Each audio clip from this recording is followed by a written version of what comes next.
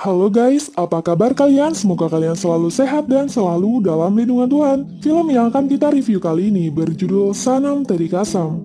Film ini dirilis pada tahun 2016 dan dibintangi aktor tampan Harshad dan Rane sebagai Inder, serta aktris cantik Maura Hokan sebagai Saru. Film ini menceritakan tentang seorang ayah yang mengutuk anaknya karena kesalahpahaman. Dia menganggap putrinya itu telah mati dan mengalungkan bunga di setiap fotonya. Bagaimana keseruan kisahnya? Tanpa basa-basi lagi, inilah alur ceritanya. Ini adalah Saraswati alias Saru. Dia sedang membuat rangoli untuk menyambut lelaki lulusan Amerika yang hendak melamarnya. Tapi pihak laki-laki itu membatalkan kunjungannya karena sudah memiliki wanita yang dia sukai. Kaveri, adik Saru, sangat sedih. Dia hendak menikah dengan Sanjay, tapi selalu terhalang adat, di mana dia harus menunggu Saru sebagai kakak menikah terlebih dahulu, hingga membuat adik kakak ini berdebat. Awalnya ayah dan Saru mengambil cuti, tapi karena kejadian itu, mereka memutuskan bekerja. Di gedung yang sama mereka tinggal, Inder, mantan narapidana yang sejak umur 13 tahun di penjara karena kasus pembunuhan, dan pacarnya seorang stylist terkenal yakni Ruby, dengan pede bermesraan di depan lift. Jairam, ayah Saru, memandang mereka memiliki pengaruh buruk untuk masyarakat, sebab kelakuan mereka yang seperti sampah. Tapi sepertinya, Inder tertarik dengan Saru. Saru bekerja di kantor perpustakaan. Dia menaksir manajernya sendiri, Abimanyu. Abi meminta tolong agar Saru membantunya menggantikan badut beruang dalam pesta amal. Karena suka, Saru pun berkenan.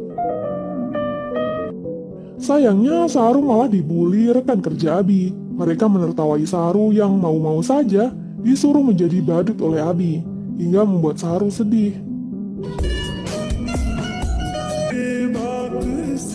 Kebetulan Inder masuk ke lift yang sama dengan Saru, tapi mereka malah terjebak karena konsleting listrik.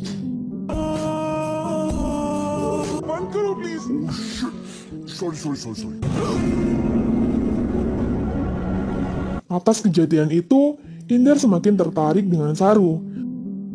Dia basa-basi meminta rekomendasi buku untuk pria yang baru bebas setelah 8 tahun di penjara.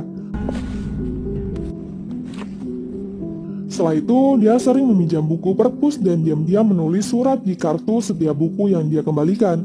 Tapi Saru tidak menyadarinya. Lanjut cerita, ayah berkata bahwa Sanjay, pacar Kaveri, hendak memperkenalkan temannya bernama Tito kepada Saru. Kriteria suami Saru yang diinginkan ayahnya adalah seorang lelaki lulusan IT IIM, keturunan Brahmana dan mempunyai pekerjaan bagus. Semua itu ada pada Tito, sehingga sang ayah menyukainya. Tito akan datang besok hari, tapi ayah dan ibu tidak bisa mendampingi Saru karena mereka harus pergi ke Tirupati. Singkat cerita, keesokan hari pun tiba. Tito pun datang untuk berkenalan dengan Saru.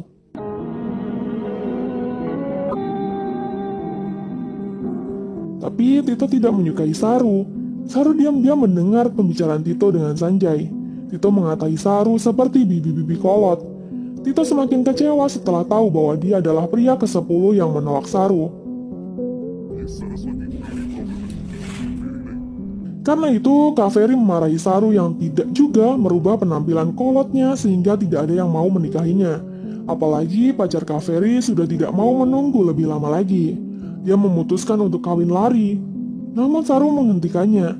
Dia berjanji akan segera mendapatkan laki-laki pujaannya dan segera menikah. Kaveri pun mengurungkan niatnya. Lanjut cerita, Saru memutuskan untuk merubah penampilannya. Dia berniat menemui Ruby Malhotra, seorang penata rias terkenal. Namun untuk menemuinya, dia harus menunggu antrian selama 3 bulan. Lalu Saru semakin frustasi ketika mendengar Kaveri diputus oleh pacarnya. Di pagi buta, tepatnya pukul 4 pagi, Saru diam-diam menemui Inder di apartemennya. Dia meminta Inder untuk merekomendasikannya bertemu dengan Ruby kekasihnya, karena Saru ingin merubah penampilannya. Dia sudah putus asa atas nasib yang menimpanya. Sayangnya, Ruby datang dan melihat mereka berdua. Dia salah paham dan marah. Inder mencoba menjelaskan yang terjadi, namun Ruby tetap marah. Dia melempar botol ke arah Saru. Inder mencoba melindungi Saru, tapi malah dia terkena pecahan botol. Inder berniat untuk mengobati lukanya dan pergi ke apotik. Saru yang merasa bersalah, lalu mengikuti Inder dan membantu mengobati lukanya. Sementara itu, Jairam ditemani penjaga mendekati apartemen Inder dan mengira mereka sedang kumpul kebo. Jairam terkejut melihat Inder dan Saru di atas ranjang. Saru mencoba menjelaskan kepada ayahnya apa yang sebenarnya terjadi, namun sang ayah malah menamparnya.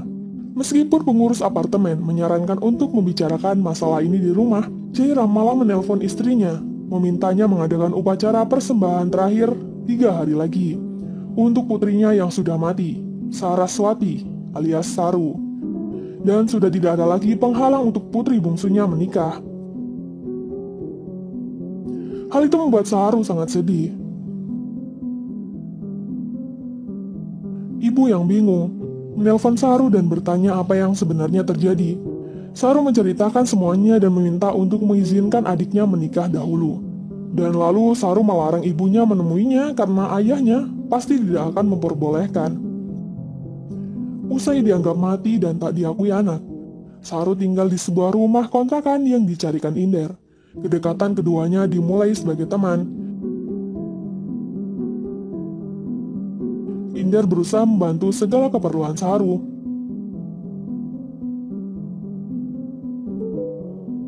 Setelah selesai belanja, Saru menemukan dompet seorang bapak-bapak dan akan segera mengembalikannya. Inder melarang Saru dan menyuruh agar menghiraukan dompet itu. Saru menolak dan segera menemui bapak-bapak pemilik dompet yang ternyata adalah ayah kandung Inder. Hal itu membuat Inder marah dan meninggalkannya. Inder menyesali perbuatannya. Dia kembali mencari Saru dan meminta maaf. Keesokan harinya, Inder mengajak Saru untuk merubah penampilannya pada seorang raja penata rias, Mustaqim Bai, agar dia bisa mendapat jodoh sesuai kriteria ayahnya. Lelaki bertitel IIT, IIM, keturunan Brahmana dan bermaga sastri. Saru ingin menunjukkan penampilannya sekarang kepada keluarganya.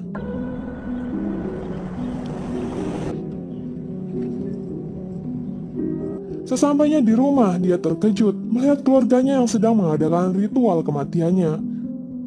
Saru merasa sedih dan mengurungkan niatnya untuk pulang ke rumah. Saru tidak putus asa, dia akan tetap melanjutkan hidupnya dan tidak akan menyia-nyiakan wajah cantik yang Inder berikan. Karena perubahan Saru, teman kantornya terkejut. Banyak lelaki yang tertarik padanya. Bahkan Abhimanyu juga mulai menyukai Saru dan melamarnya. Saru meminta pendapat Inder tentang lamaran Abhimanyu.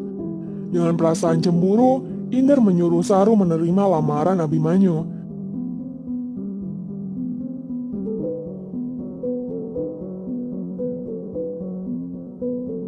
Saru meminta Inder untuk memilihkan sari untuk pernikahannya. Di pasar, Saru juga melihat ayah ibu sedang memilihkan sari untuk Kaveri. Lalu Inder mengajaknya ke Mustaqim Bai, dan akhirnya dia menemukan gaun yang tepat. Saru memberikan undangan pernikahan pertamanya untuk Inder dan meminta dia mendampinginya di pernikahannya. Inder memberikan undangan tersebut kepada Jairam dan memintanya menjadi pendamping pernikahan Saru, namun Jairam menolaknya. Akhirnya Inder satu-satunya orang yang mengantar Saru ke KUA. Saru dengan menangis mendatangi rumah Abi dan memakinya.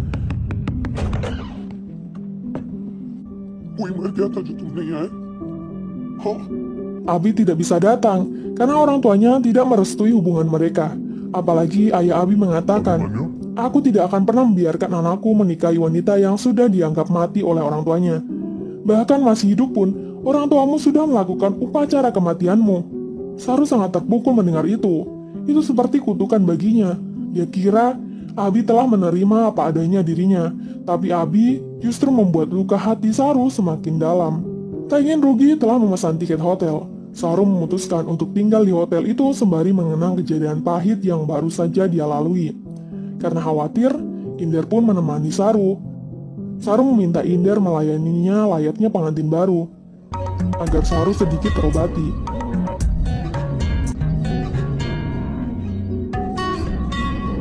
Namun di pagi harinya, Inder melihat Saru bertemu Abi. Dia Dia cemburu melihat Abi dan Saru yang telah baikan.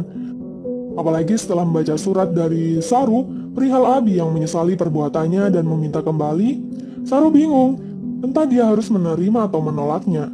Sorry Bulu, thanks, have a goodbye.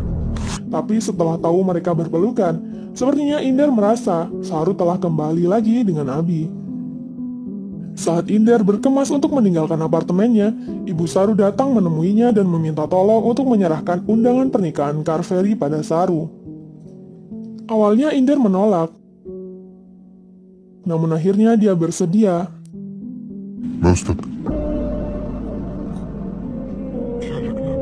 Inder berusaha mencari Saru di perpus tempat kerjanya, namun Saru sudah tidak bekerja di perpus itu dan menitipkan undangan tersebut ke CS kantor Abimanyu. Setelah itu, Abimanyu menemui Inder dan mengatakan bahwa setelah pernikahan gagal, mereka sudah tidak berhubungan lagi. Dia sempat menemuinya di hotel, namun setelah itu, dia tidak pernah bertemu Saru. Bahkan, dia tak mengetahui keberadaan Saru sekarang. Inder panik.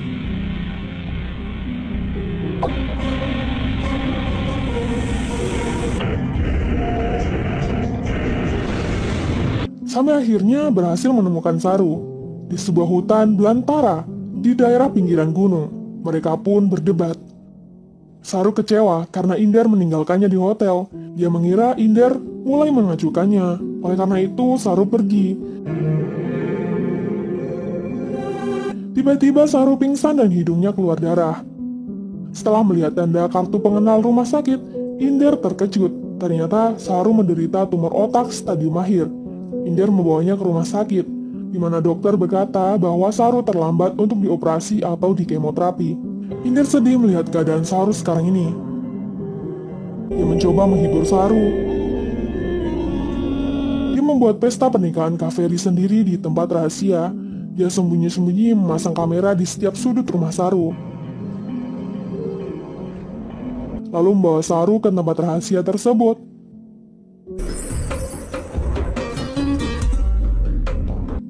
Saru merasa terharu.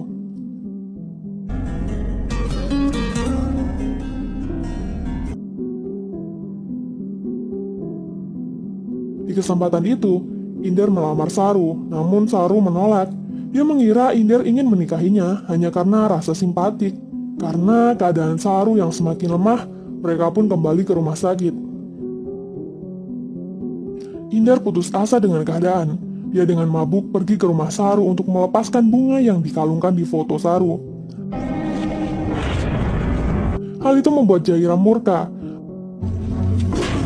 Apalagi Inder mengancam, jika Jaira mengalungkannya lagi, dia akan kembali dan melepaskannya. Merasa risih jika harus didatangi Inder kembali, Jairam dan pengurus apartemen melaporkan Inder ke pihak kepolisian. Di saat bersamaan, Saru diperbolehkan pulang dari rumah sakit. Dia menunggu Inder menjemputnya. Karena Inder tak kunjung datang, dia langsung pergi ke perpus tempat dia bekerja dahulu. Dia melihat buku yang dibaca Inder waktu dulu dan menemukan tulisan di belakang kartu tersebut. Akhirnya dia mengetahui bahwa Inder sudah menyukainya sejak lama. Sementara itu, Inder mencoba kabur dari kantor polisi.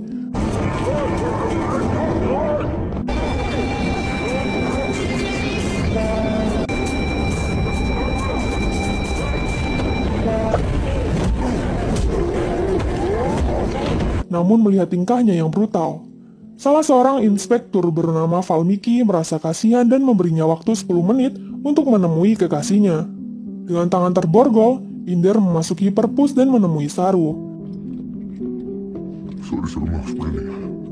Saru menangis dan lalu meminta Inder segera menikahinya. Inder pun memeluknya. Tak lama, Inspektur Valmiki datang dan melihat mereka berdua. Dia merasa kasihan dengan kisah cinta Saru dan Inder, lalu membebaskan Inder dari jeratan dan menyerahkan borgol sebagai kado pernikahan mereka. Di malam sebelum pernikahan mereka, Saru menghiasi tangannya dengan mehendi. Dia meminta Inder untuk tidak pernah mengalungkan bunga di fotonya ketika dia sudah meninggal.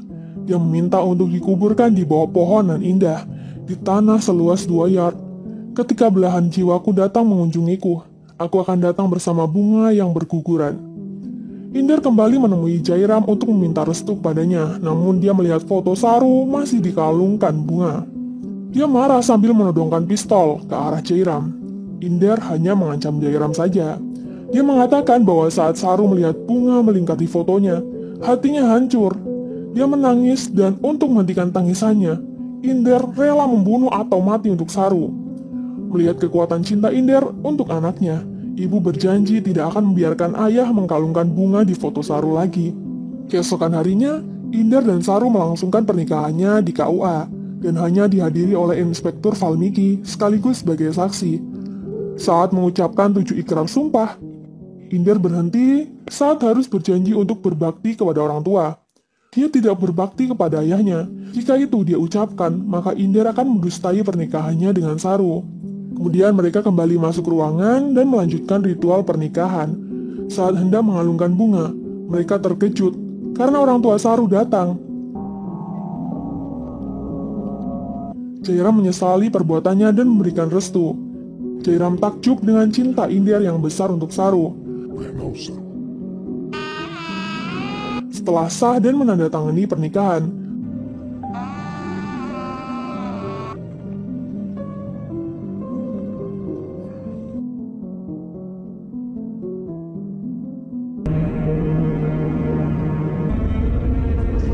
Saru dilarikan ke rumah sakit karena kondisinya semakin melemah. Di rumah sakit, setelah tahu penyakit yang diderita putrinya, Jairam meminta maaf kepada Saru atas perbuatannya selama ini dengan penuh penyesalan. Bagaimana bisa seorang ayah tega membuatkan ritual kematian anaknya sendiri yang jelas masih hidup? Aku kira setelah aku mengatakan itu, kamu akan kembali untuk meminta maaf dan aku akan memaafkanmu.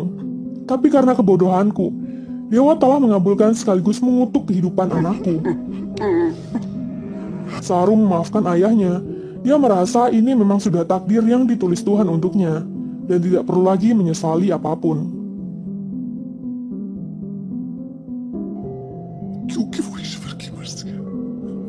Sementara itu, Inder menemui ayahnya untuk memberinya tanah di bawah pohon seluas 2 yard. Ayah mengira Inder telah membunuh orang lagi karena dadanya terdapat bercak darah. Inder kecewa dengan ayahnya dan langsung pergi. Padahal tanah yang Inder minta adalah keinginan Saru. Jika kelak dia mati, dia ingin dikuburkan di tanah seluas 2 yard. Inder kembali menemui istrinya yang sekarat. Dia memberitahu bahwa dulu Inder terpaksa membunuh karena bibi pembantu yang sudah dianggap sebagai ibu sendiri digoda dengan paksa oleh pamannya. Karena terancam, dia terpaksa membunuh sang paman. Ayah Inder tidak mau tahu alasan itu dan membiarkan anaknya sendiri mendekam di penjara 8 tahun lamanya. Padahal sang ayah adalah pengacara kondang. Oleh karena itu, Inder sangat membenci ayah hingga sampai saat ini.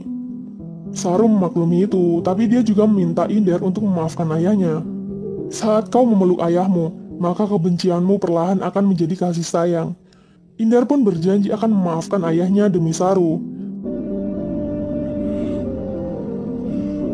Saru pun lega dan tak lama dia harus meninggal dunia.